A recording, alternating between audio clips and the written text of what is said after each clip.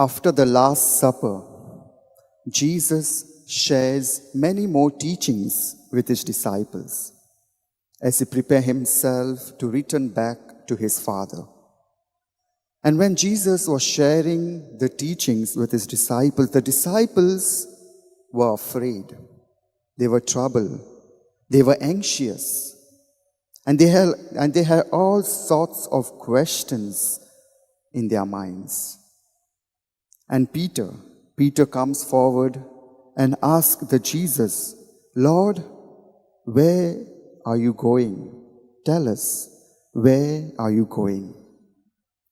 Then another disciple, Thomas, he says, "Lord, we don't know where you are going, but how can we find the way? Tell us, how can we find the way?" And then another disciple, Philip, tells us, "Lord, show us the Father, and we shall be satisfied." During Jesus' ministry, the disciples were with Jesus, accompanying him, journeying with him, walking with him. They were there to support his ministries, sharing all the hardships. And at the words at the Last Supper, the disciples doesn't know where Jesus is going. They don't know what is coming, but only Jesus knew what was coming.